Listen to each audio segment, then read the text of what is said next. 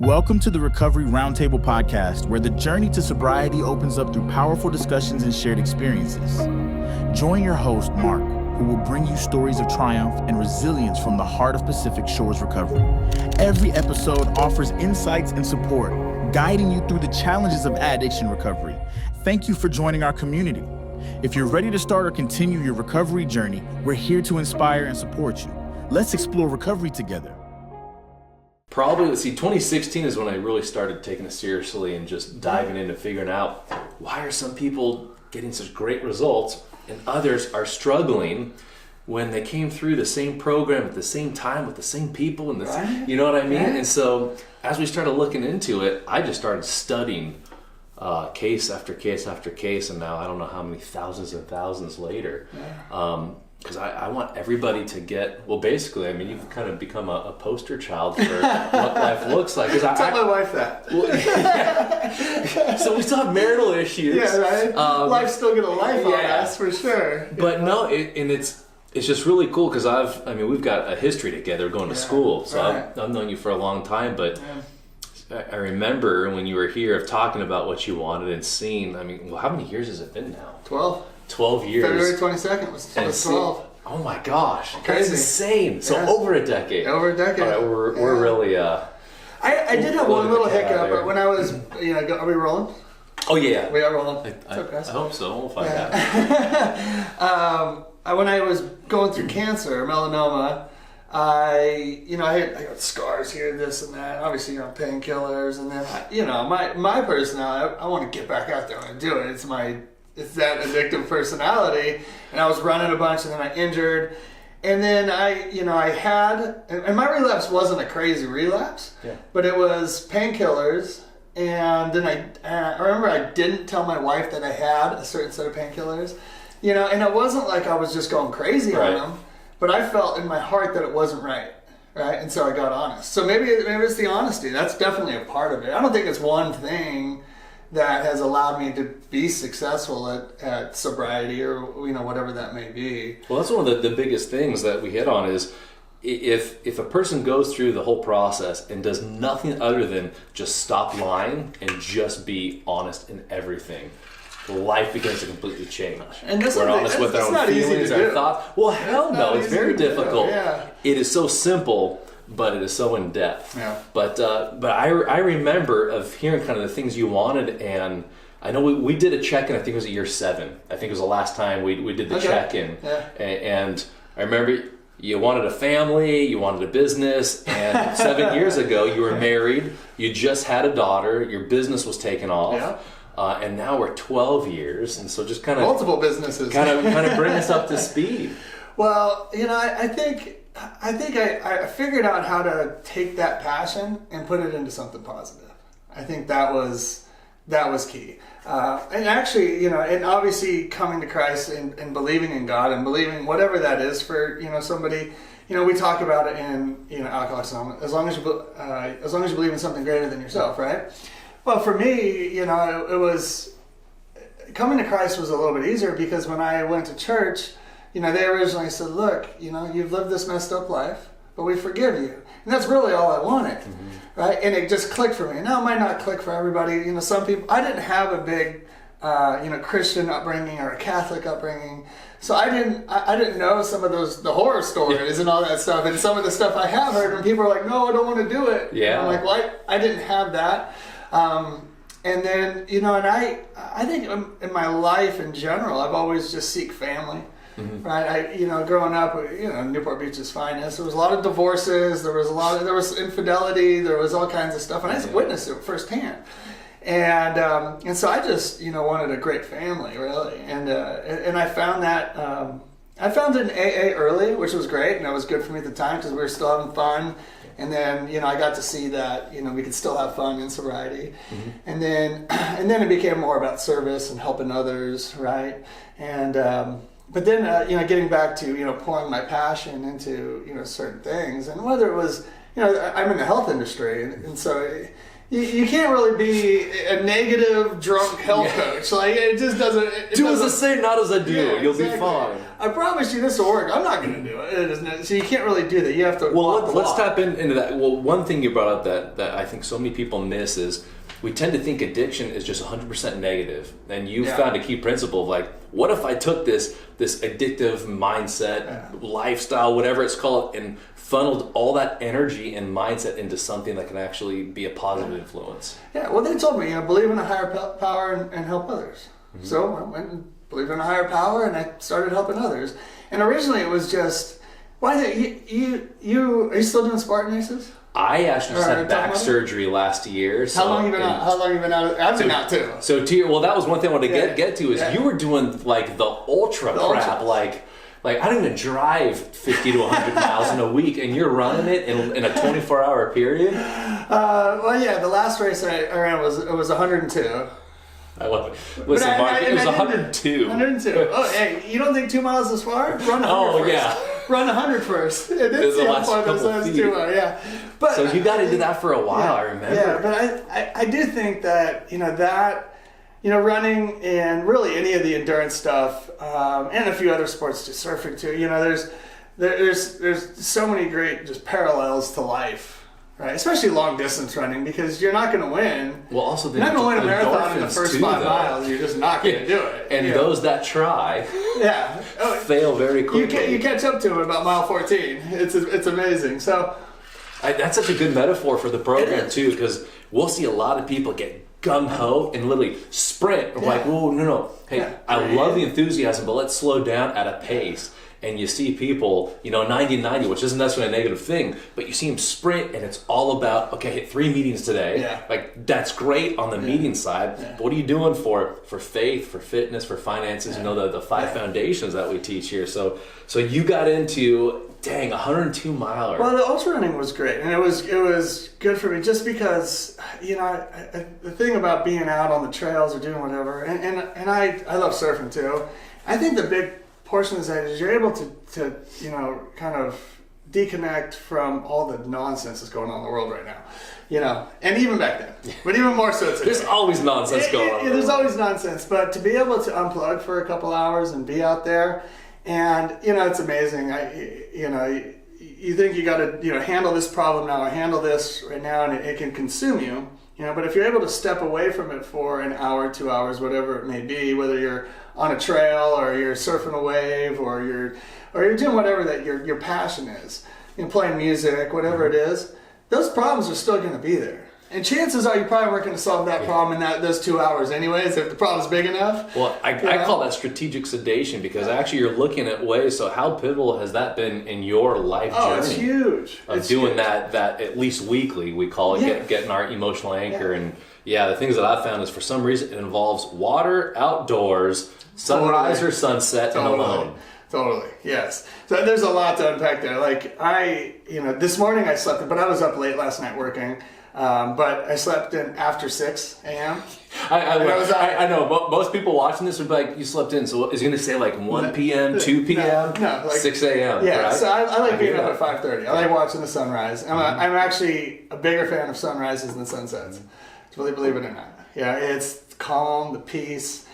Especially living in Orange County, there's not as many dump trucks on the road, there's not as many revved up engines, all that stuff. It's just peaceful.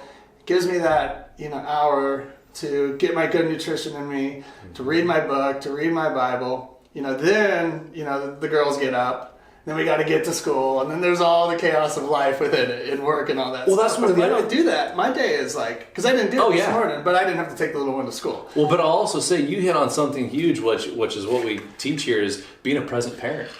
And so and I love it, because we're going to do this last week. You're like, hey man, daughter needs me. I gotta reschedule, and it's like, hell yes, because this is what we do. That's why I've always respected you, because you've always taken that approach, and it's a calmer approach, right? Because you very easily could have been like, oh, dude, you said, right? And most people would have, and even, honestly, before my sobriety, and even sometimes in sobriety, we can get reactive like that, right? But if you're doing your daily reprieve, if you're in your routine, so how important is that morning routine for you? Oh, it's massive. When I don't have it, my day's off. Yeah, it you always notice a feels huge off. difference, right? Totally. So that's one of the things that I want people watching this to really understand is we say, you know, the first 45 to 60 minutes in a day, if you carve that out to go over and do the work over the 5 foundations, which we can get into even more, but it's like you do that. I call it healthy selfish time. Yeah. Then the other, 1,400 minutes of the entire day are set up and you own it. As opposed to just, and kind of getting back to, you know, separating yourself from, you know, the chaoses of life. So these days, if I need, because I've got a lot going on. We got multiple businesses. I got, even on the way over here, I got, hey, what do you think about starting this company? You know, kind of a deal. It's the nutrition side, and it's actually a good idea. So we'll see what happens. But, you know, I will literally turn my phone off, drive down to Little Corona. You know, the water is about 50 degrees right now. Put the bathing suit on, go get in the cold water, 20 minutes, no phone, nothing. Feel alive, right? Feel the sunshine, feel the salt water, feel the presence of God. And when I come back, I work better. I'm a lot, things don't bother. My mentor once said to me, sorry, I'm drawing a blank. He said, the importance of, I'm drawing a blank. Gosh darn it! I butcher half the stuff that I read here, but I'm like, here's the premise. It was so good. No, it's the unimportance. One day we all realize the unimportance of most things in life, and it's amazing how unimportant most things that we think are important at the time. Especially in that moment. Now there are some things that are very important. Obviously, God, family. There are things that need to be taken care of at certain times, but the day-to-day nonsense, right? And that one quote, you know, we all realize. And a lot of times, most of us don't realize this until it's too late. And we don't realize it until we're on our deathbed. We don't realize it until we're, 60, 70, 80 years old and our kids are full grown in their life. And we're not getting to spend that time with them. That's why, this is one of the things that I really honor and respect about you is how you have basically consumed other people's lives, meaning you read vivaciously. And you can learn another person's lifetime in a matter of a few hours, and then not only read it, and so many people are just becoming consumers, but actually apply it to action. Right. And so, one of the books, The 5 Regrets of the Dying, it's like figuring out, here's what the top 5 regrets of the dying. Interesting. I thought I shared that one with you. You may have. Oh, okay. I've got about 15 books I need to read, right? I have a whole closet full of books that are just waiting. But it was amazing because she basically is a hospice nurse, and she's worked with, I think, tens of thousands of individuals, and she found out, oh my gosh, there are 5 things that almost every single person would mention, one of the 5, if not all 5. And so to learn all these people and regrets, and to be able to internalize that, and you're actually living a lot of the stuff that they would regret that you're actually applying now, so you don't have that regret. So before we get too far into it, because people are hearing, okay, multiple businesses, married, marriage is on fire, is fit, ultra marathoner, kids, everything. Do you mind sharing what life was like before you started actually channeling your addiction into? But I think for me it started early on when I started partying and having fun. It was fun. Yeah. It was great. It was a sense of community. Especially there was no social media, which is probably a good thing. But we all came together. It was a good time. For me, my middle name's Jeffrey. I was actually named after Bobby Weir's guitar tag, the guitarist for the Grateful Dead. Right, my parents were wild. They were fun. The first concert they took me to was Jimmy Buffett. My mom passed. Her last concert was Zach Brown Band. They're a fun family, right? So, I got into the whole music scene and loved it. And, I remember being in 1998, I was 18 years old. Parents had separated. The family was in disarray.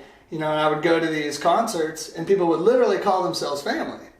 And it felt good. And it was still fun. It was exciting. And, I wasn't drug dealing or doing any of that stuff to keep the habit going. I was just there to have fun and enjoy myself. And that lasted for a while. But if you get far enough into that, and you want to see enough concerts, especially in a row, I got to see Widespread Panic 247 times. Like, really? I've seen Fish 99 times. I need to see them at least 2 more so I can say I've seen them over 100. There you go. Make it. And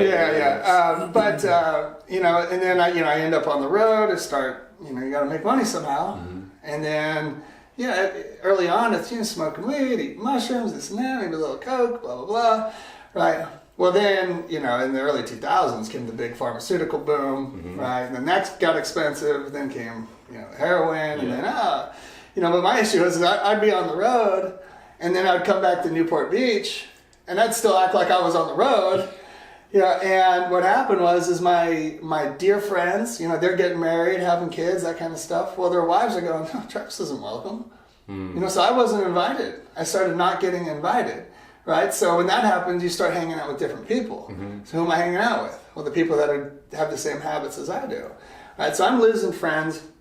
And then I remember we were down in Mexico for my cousin's wedding, and I literally upset so many members of the family because I was drinking so much and partying and asking the bartender for coke and this and that, that I just grabbed my things. I went to a whole different hotel because I was going to show them, right? I'll show you guys. Yeah, I'll show you, right? Well, that was in I think the wedding was October. Well, that Thanksgiving, I wasn't invited.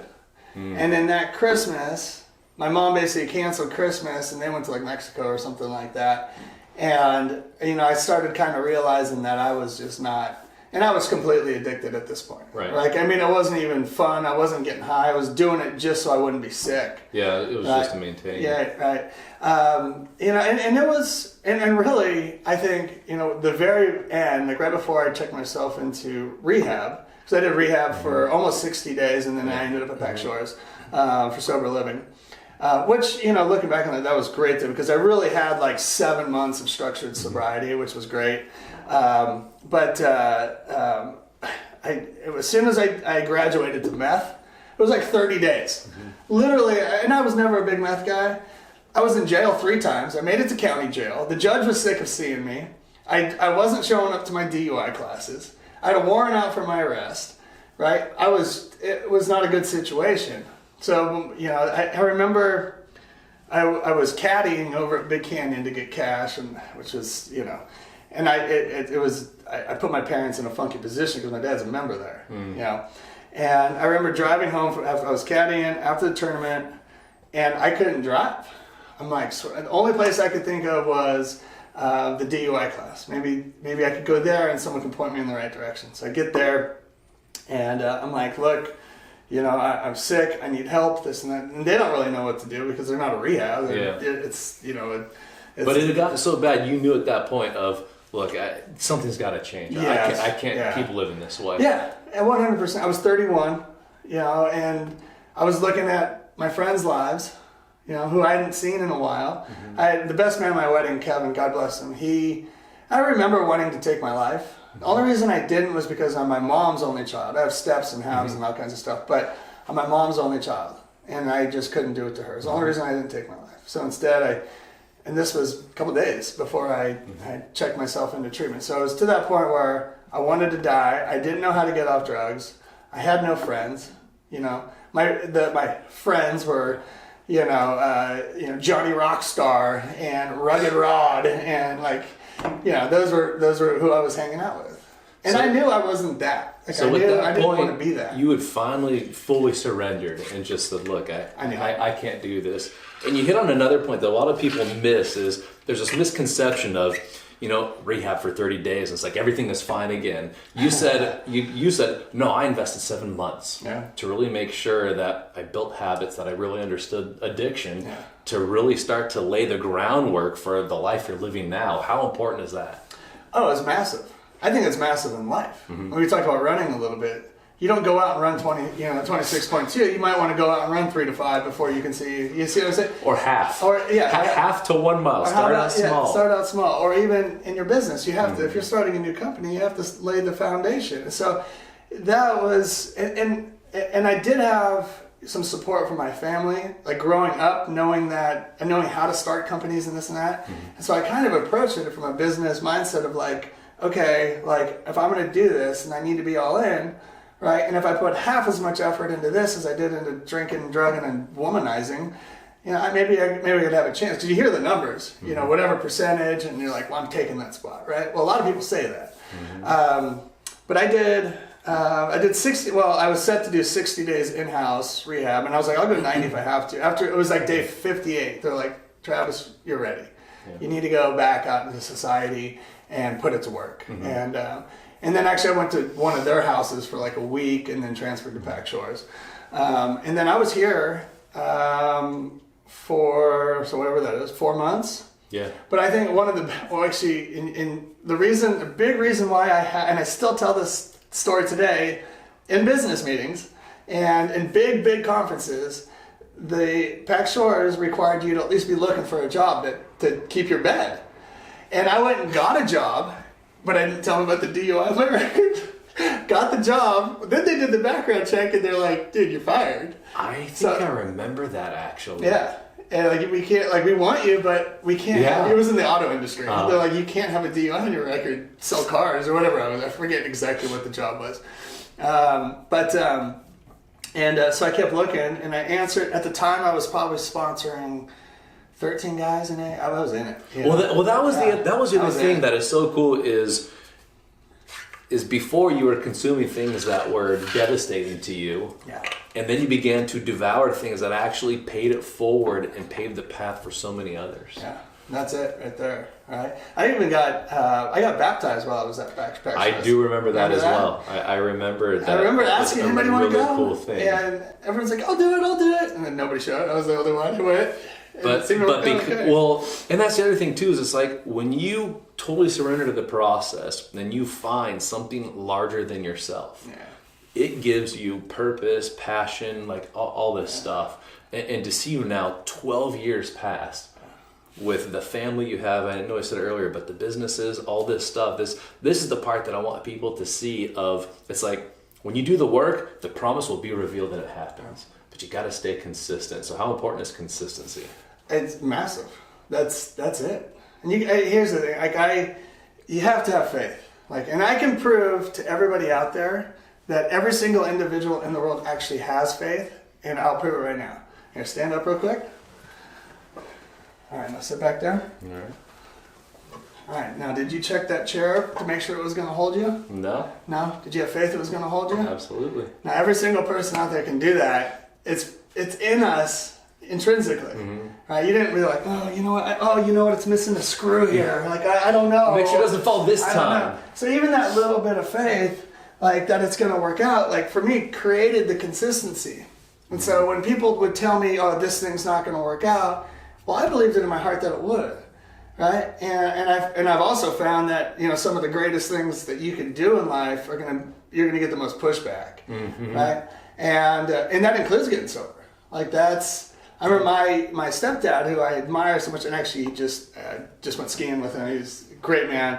He told me, don't call me for a year when I checked in. I called him from rehab. And he goes, don't call me for a year.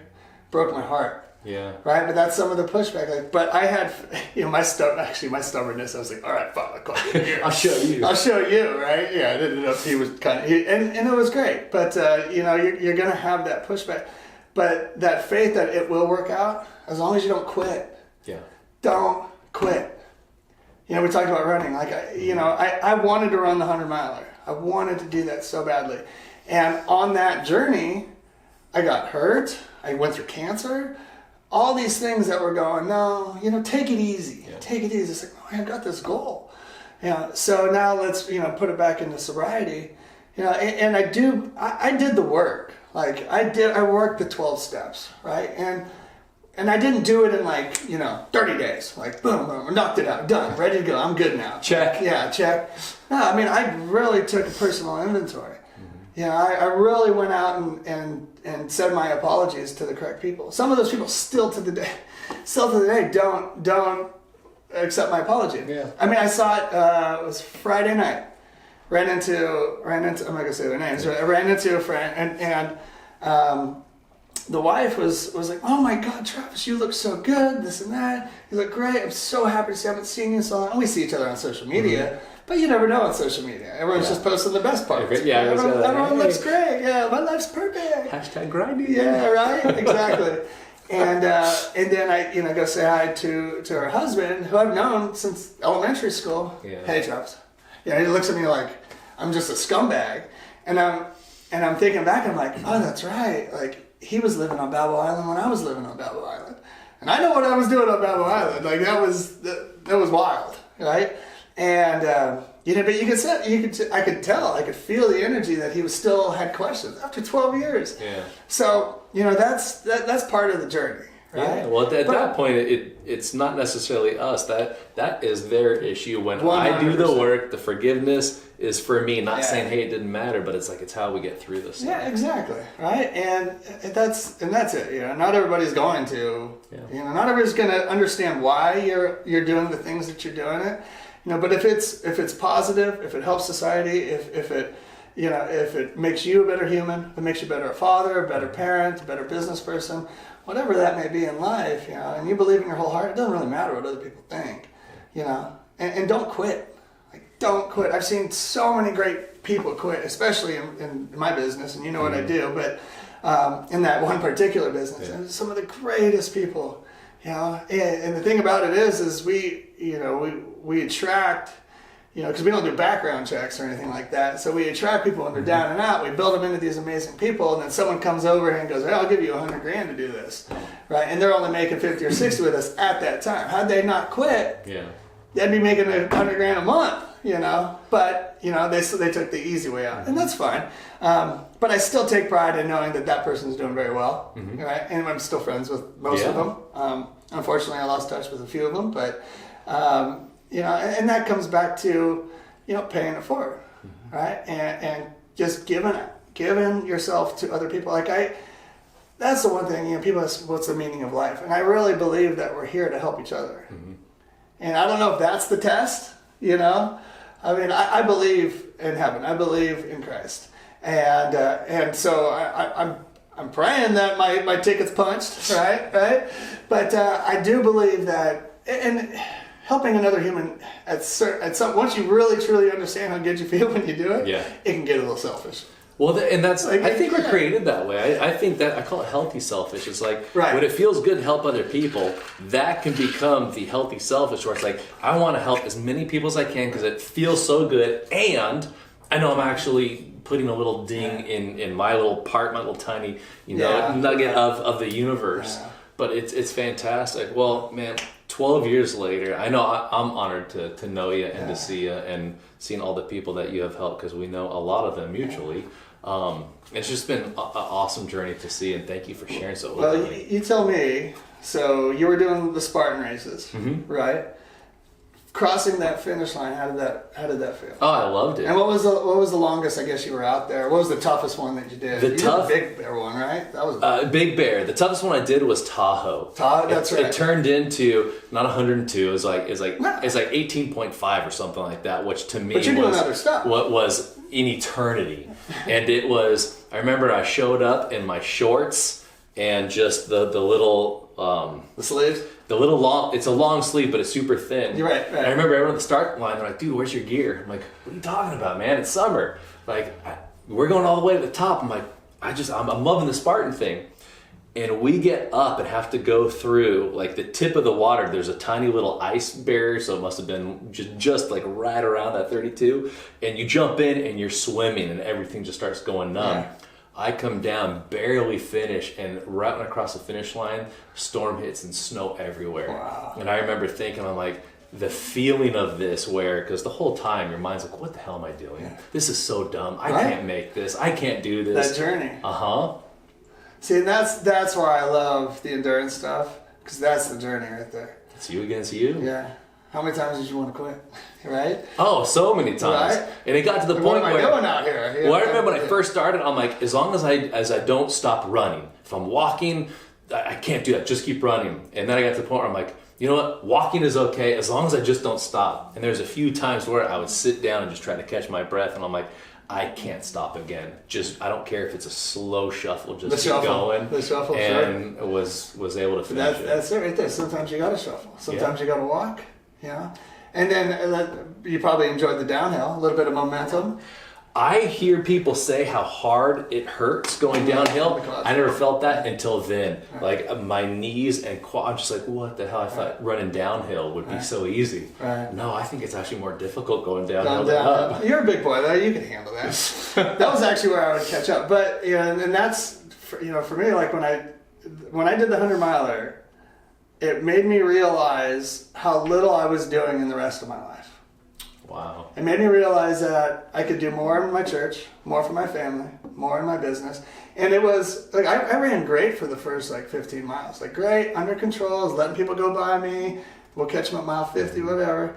And then it came out of that canyon, and my legs were just, I don't know how I'm going to finish. I'm not even mile 20. I got 80 to go, kind of a deal.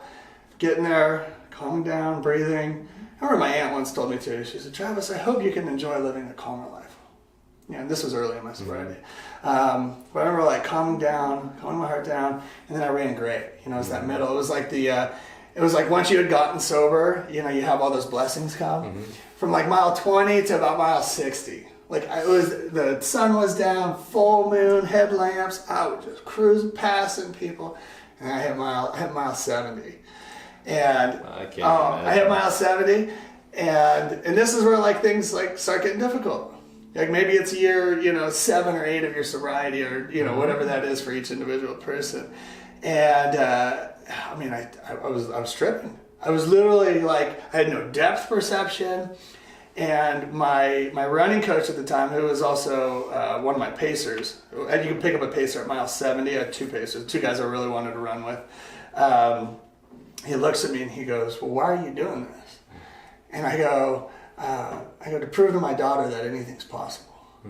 And he goes, excuse my language, she goes, "Put your fucking shoes back on and let's go finish this damn thing." I was like, "Yeah, let's do that." I start going uphill, boulders are falling, and I remember getting up to the top and coming back down, and I think I had 14 to go. So I'm looking at, okay, half marathon, I can do that. Which, at that point, you're like, a half marathon more? Oh my Lord. But I tell you what, you just keep shuffling, keep moving, keep it going. But then I would hit some of these downhills, and it would be like, oh, you got some momentum. And that's the same thing with, with being sober. Sometimes you're in that and you're getting sober and you've got good momentum, but what happens if you stop? Like you just mentioned it, I'm just going to keep going. Because then you stop, your heart rate jumps down, and then all of a sudden you kind of get tired, right? Yeah. And so you just got to take advantage of that momentum when it comes, and then you got to push through. And then I remember hitting that last trail down and going, oh, the village. I know it's coming. I know there's a couple more turns. All of a sudden you hear the people. And it's that rush. Right.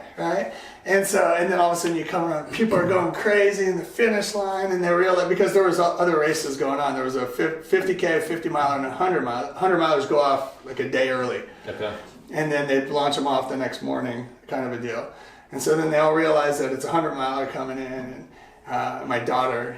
Is that the one where your wife videoed and you posted? I've got a couple, but that one's... Dude, that one, I cried watching that, where she takes your hand and you guys finish together. Right. So the gal that was in charge of my nutrition, she took my daughter Briley up to the top, and then so we got to hold hands running all the way in. And then when she crossed the finish line, my wife was there, and the 3 of us could hug. We got some great photos from that too. But that's it. And not that there's ever really a finish to sobriety. You gotta keep that reprieve going, but... doing something like that, or pouring, the passion that we have as alcoholics and as addicts into something positive. Just pour that into something great. Right? There's so many great things out there. There really is. I know the media and everything doesn't want us to believe it, but there really is, right? And if you could find something you truly believe in and do that every day, that's a good life. And that's the cool thing. What a beautiful metaphor for really this whole journey of recovery is. I live a very similar life to you, and what I mean is actually fulfilled every single day, where I experienced joy and beauty. And at one point, because my story, I was suicidal too. At one point it was like, life is done, there's nothing offered here. And by doing the work, that every day I wake up, and of course there's bad days, there's great days, but of every single day it's like, I'm actually fulfilled, and I've found the joy that I've been chasing my entire life. And that's today. Holy crap, what's tomorrow hold? Right. You're looking forward to it. Yeah. That's great. Yeah. not everything's peachy in my life. Right? No. Yeah. That's if everything. I remember one of my mentors said this, like, hey, how many movies would you go see if it started out great, everything went wonderful, and that was the whole movie? I'm like, I can't think of a single movie. He goes, because they didn't make any. They no suck. Story. There's no story. You don't like the character. You're like, screw that. And so it's just it's not realistic. Yeah. But when you see this, and like I think you used the version of Rocky. It's like you see and you think you're at the pinnacle, but then he gets beat and he's so down, and then he goes back to what worked originally. Yeah. And then, like, you remember that train scene where it's back in the mountains and just raw and dirty, and then he comes back and actually overcomes what he thought he could never do. And I'm just like, this is life. That's it.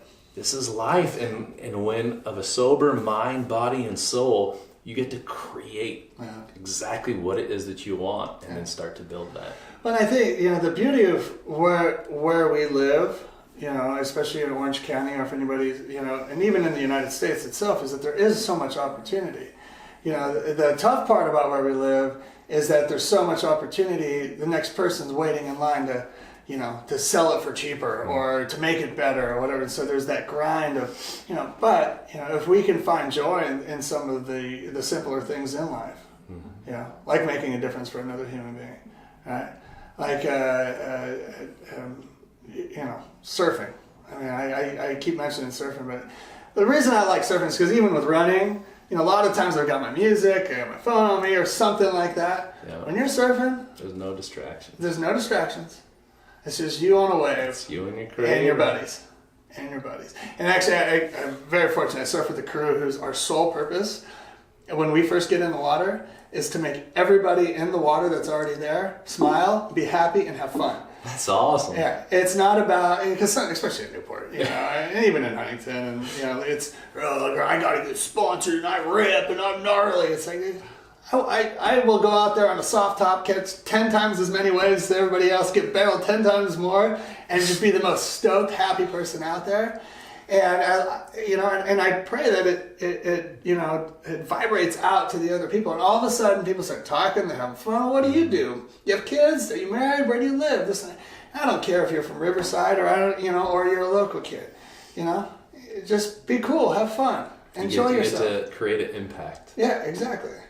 And so that's and that's one thing that you guys taught me here, and it was a blessing, and really started pointing me in that right direction. Was just going out and being a blessing as much as I possibly can. I'll get upset with people at time to time, and I got to check myself on that, right? So anyway, but that's it, man. Just keep paying it forward. Well, first of all, thank you so much for just being so open with your journey, because a lot of people are closed, and you are open and live this lifestyle that most people look at and go, that looks attractive. That's what I want. I appreciate it. Thank you for sharing so Well, openly. I mean, if you guys didn't build what you built here, I wouldn't be where I am today. And so I'm serious, man. Like if you guys didn't make me go get a dang job and expose me to, and through that, I have a great mentor today. I literally, middle of January, I flew out to Dallas. He was local, and then he was part of the Exodus. I asked him, I said, well, I texted. He said, "Good, guns and Bibles are legal." I said, okay. So I flew out. And I needed it too, because my mom had passed, and I was still kind of in my head, and went out and spent a week with him. And when I got back, it was like, okay, now I get to live again. Now I get to live in her memory, and we get to, let's get back to work, let's grind, let's put a little money away. And now I'm like, okay, I kind of want to surf shack in Costa Rica. I think those are my new goals today. Well, I was going to say, that thought does come up every once in a while. It's kind of like, life would be so much easier if just did this. Kind of like, but we're called to something greater, man. Yeah, exactly. Well, dude, thank you. It's been an honor knowing you for decades. I love you, brother. Ditto. Thank you for everything you've done for me, man, and my family. Absolutely, man. Good stuff. Thank you. Yeah. Thank you for listening. We're so glad you're here, and we hope that you found this episode helpful. We're going to ask that you leave us a review if you found this helpful, because what it does is it helps other people find this valuable resource to hear these inspirational stories in order to grow. Now, once you leave the review, I'm going to ask that you take a screenshot and then send me the email. And you can send it to Mark, M-A-R-K, at pacificshoresrecovery.com. And what I'm going to do is every single month, we're going to pick one winner, and we are going to offer a free one-on-one breakthrough session, either virtually in here, or if you're in person, would love to meet you with me. That will help see where you're stuck, where you want to go, and to help create this bridge to help get you there. So thank you again for listening. Want to make sure that this continues to be highly valuable time. Please leave us a review, and love to see you in our raffle for the 101 breakthrough session.